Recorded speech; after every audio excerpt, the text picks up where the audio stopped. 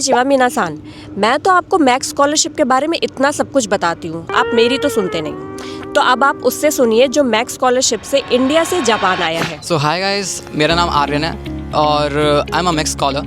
मैं अभी इसी साल इंडिया से जापान आया हूँ। तो मैं इनसे पहला जो सवाल पूछूंगी कि कैसा रहा जापान आना और क्या एक्सपीरियंस है जापान आके, क्या डिफरेंस लगा इंडिया से आके, और इस स्कॉलरशिप की तैयारी कैसे करें लोग। सो बेसिकली इंडिया और जापान में बहुत ही ज़्यादा डिफरेंस है। सबसे पहला डिफरेंस जो मैंने नोटिस करा था वो थी साफ़ सफाई। लाइक इंडिया में उतना लोग ध्यान नहीं देते साफ़ सफाई पे, दो जो जेंजी है वो थोड़ा सा ज़्यादा ध्यान दे रही है। एक्चुअली में वो अच्छी चीज़ भी है, बाकी के लोग उतना ध्यान नहीं देते। दूसरी चीज़ कि यहाँ पर उतना घुल मिल नहीं पाते हैं हम। लाइक मैं जैसे जहाँ पर मैं रहता हूँ वहाँ पे आसपास लोगों से मैं घुल मिल नहीं पाता हूँ, सो इसलिए थोड़ी सी दिक्कत होती है। बाकी मैक्स की तैयारी कैसे करें? वेल मैं सच बताऊँ ना, मैं तो बस जेई की तैयारी कर रहा था यार। जेई की तैयारी कर रहा था ये सोच के कि यार मेरे को कुछ ना कुछ बड़ा करना है। और फिर जेई क्लियर हो गया, डीडीयू में एडमिशन हो गया। उसके बाद मेरे को पता चला कि ओ शिट, मैंने भाई मैक्स क्लियर कर लिया है। मैं उस टाइम पे मैं बताना चाहता हूँ, मैं अपने दोस्त के साथ था, मैं उसके ऊपर लिटरली कूद गया था कि भाई डैम सिलेक्शन हो गया, मेल आया था मेरे को। सो यह उस टाइम पे मैंने तैयारी कैसे करी थी, मैंने अपने जो मॉड्यूल्स थे ना वो सारे के सारे लाइक सॉल्व करे थे और साथ में शॉर्ट नोट्स बना लिए थे और उसी को बस पढ़ते जा रहा था। मैंने लास्ट के 1 महीने में बस अपने शॉर्ट नोट्स पढ़े हैं और कुछ नहीं करा है। उसके बाद मैं गया, मैंने एग्ज़ाम दे दिया एंड डन। और उससे पहले की चीज़ होती है डॉक्यूमेंट स्क्रीनिंग, वो सबसे ज़्यादा इम्पॉर्टेंट होती है। बेसिकली यार सबसे ज़्यादा मायने रखता है कि तुम अभी कितनी ज़्यादा जापानीज़ जानते हो, और दूसरी चीज़ कि तुम्हारे लाइक इंटरेस्ट कैसे हैं, तुम जापान आना क्यों चाहते हो यार, तुम ऐसा क्या यूनिक कर सकते हो जापान में आकर जो बाकी के इंडियंस नहीं कर सकते हैं। उसी के बेसिस पे तो तुम्हें स्कॉलरशिप मिलती है। सो एप्लीकेशन फॉर्म में ये सारे क्वेश्चंस बहुत ही ज़्यादा इंपॉर्टेंट होते हैं, तुम्हें ये अच्छे से सोच कर लिखने पड़ते हैं। मैंने अपने जो क्वेश्चंस थे वो लिटरली, अगर मैं एग्जैक्ट काउंट बताऊं, मैंने 143 टाइम्स उसको चेंज करा था। मैंने पूरा 1 महीना लगाया था अपना एप्लीकेशन फॉर्म बनाने में, सिर्फ और सिर्फ उसमें आंसर्स लिखने में। सो अब बहुत सारी चीज़ें मायने करती हैं, पोर्टफोलियो, तुम थीसिस लिखते हो, एसओपी, साथ में जापानीज़ यानी जीएलपीटी का सर्टिफिकेट। तो जो इंटरव्यू वो लोग लेते हैं, तो मतलब बेसिकली किस तरीके के सवाल होते हैं जो बच्चे किस तरीके से रिप्लाई करें कि उनका सिलेक्शन प्रोसेस थोड़ा सा इंक्रीज़ हो जाए या वो सेलेक्ट हो जाए उस इंटरव्यू के लिए। Okay, so I will be honest, मेरा इंटरव्यू जो है 30 मिनट तक चला था और मैं स्टार्टिंग में इतना ज़्यादा नर्वस था ना, लाइक मैं बोलते हुए काँप रहा था। मेरा इंटरव्यू ऑनलाइन था, बस वही चीज़ अच्छी रहेगी। अगर मैं ऑफलाइन होता ना, मैं पूरे ऐसे हाथ पैर काँप रहे होते मेरे। सो वहाँ पर शायद से उन्होंने नोटिस कर लिया था, तो फिर उन्होंने तो हल्के में लिया सब कुछ, लाइक बोला कि बस डायरेक्ट आंसर्स करो हर एक चीज़ के। सो स्टार्टिंग में मैं बोले जा रहा था, लाइक लंबे आंसर्स दे रहा था। तो उन्होंने बोला okay, one word. So first thing, अपने आंसर्स शॉर्ट रखने हैं। दूसरी चीज़, जो क्वेश्चंस पूछे थे कि तुम ऐसा क्या करोगे जापान आकर जो बाकी इंडियंस नहीं कर पाते, पहली चीज़। और तुम्हें जापान ही क्यों आना है, बाकी कंट्रीज़ क्यों नहीं जाना। लाइक ऑब्वियसली यार, लाइक और भी कंट्रीज़ हैं जो कि जापान से बेटर हैं, वहाँ पे टेक्नोलॉजी बेटर है। फॉर एग्जांपल अमेरिका, वहाँ पे क्यों नहीं जा रहे हो, यहाँ पे क्यों आ रहे हो। और यहाँ पर तो आकर तुम्हें लैंग्वेज भी सीखनी पड़ेगी, तुमको इंग्लिश ऑलरेडी आती है, तुम वहाँ क्यों नहीं जा रहे हो। और दूसरा क्वेश्चन ये पूछा था कि जापान में ऐसा क्या लाइक कल्चरल बेसिस पे पसंद आ गया, वो बताना था हमें।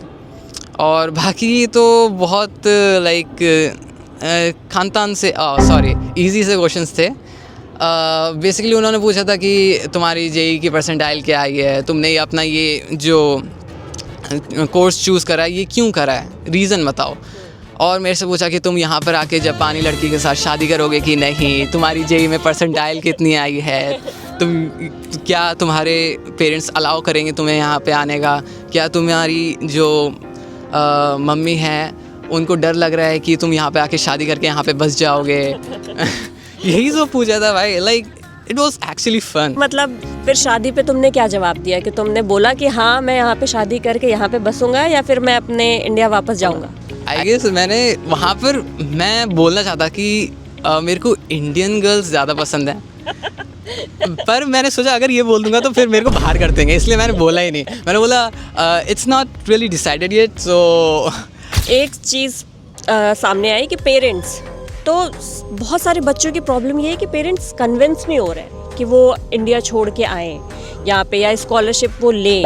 तो उस पर तुम क्या बोलना चाहोगे? कैसे कन्विंस करें पेरेंट्स को? आपने कैसे कन्विंस किया था अपने पेरेंट्स को? और एज ए स्टूडेंट या एज ए चाइल्ड आप क्या उनको सेफ्टी बताना चाहते हो कि देखिए थोड़ा ट्रस्ट करिए, हम अपने फ्यूचर को लेके कितना सीरियस है या क्या सोच रहे हैं? कैसे कन्विंस किया था पेरेंट्स को? मेरे केस में तो कुछ ज़्यादा ही हार्ड था, क्योंकि मेरा जेई क्लियर हो गया था, मेरे पास DTU की बीटेक डिग्री थी, और यहाँ पर आकर मैं अभी क्वेश्चन में हूँ, तो फिर मेरे को सबसे पहले तो डिप्लोमा मिलेगा, उसके बाद जाकर मेरे को बीटेक की डिग्री मिलेगी। फर्स्ट स्टेप यही हो सकता है भाई, एकदम बस पाँव पे पड़ जाओ यार, और क्या करोगे? उनको क्या ही बना सकते हो तुम। पर मैंने ये देखा था कि मेरे जो पेरेंट्स थे उनको ये लग रहा था कि मैं उनको छोड़ के चले जाऊँगा। तुम सबके पेरेंट्स तुमको बहुत ज़्यादा प्यार करते हैं, तो वो नहीं चाहते कि तुम उनसे दूर जाओ। ऑब्वियसली यार, वो तुम्हें बचपन से पाल रहे हैं।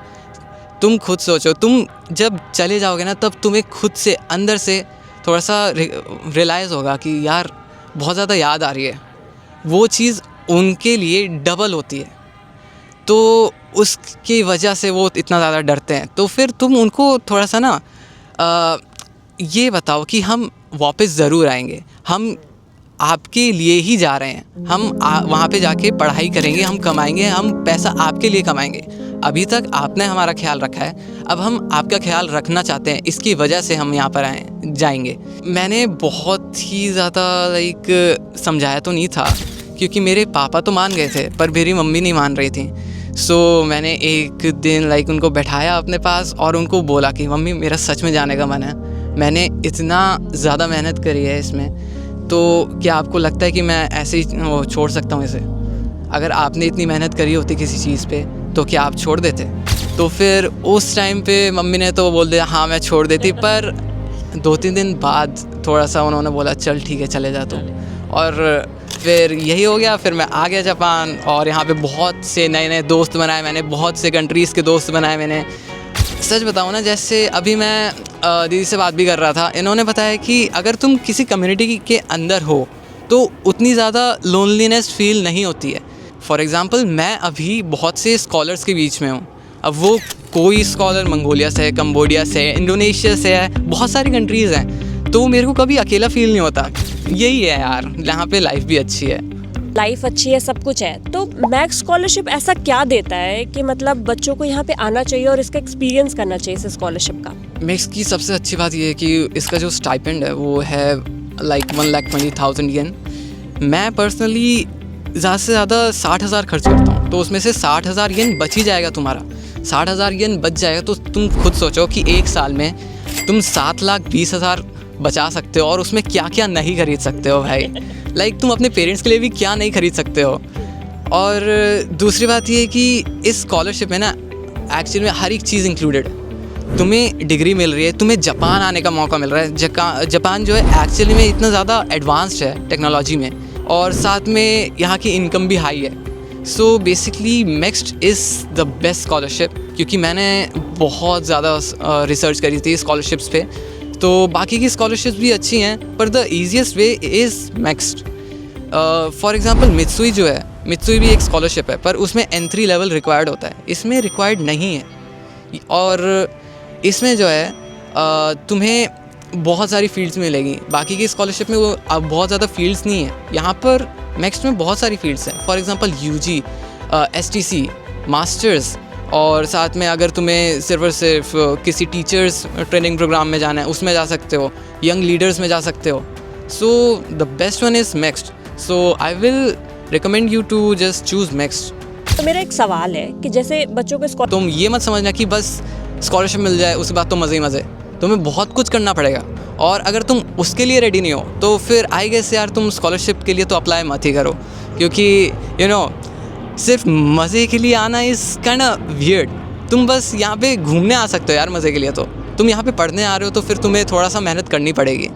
और साथ में यहाँ के रूल्स बहुत ज़्यादा स्ट्रिक्ट रहते हैं। लाइक जैसे तुम आओगे तुम्हें पता चलेगा कि यहाँ पे लाइक वॉकिंग के भी रूल्स हैं, यहाँ पर बहुत सारे डस्टबिन्स होते हैं, उसमें हर एक गार्बेज अलग करना पड़ता है। पेपर यहाँ पे प्लास्टिक, यहाँ अगर तुम किसी दूध का कार्टन भी लेते हो तो फिर उसमें प्लास्टिक निकाल के दूसरी तरफ रखना पड़ता है। भाई बहुत दिक्कत आती है।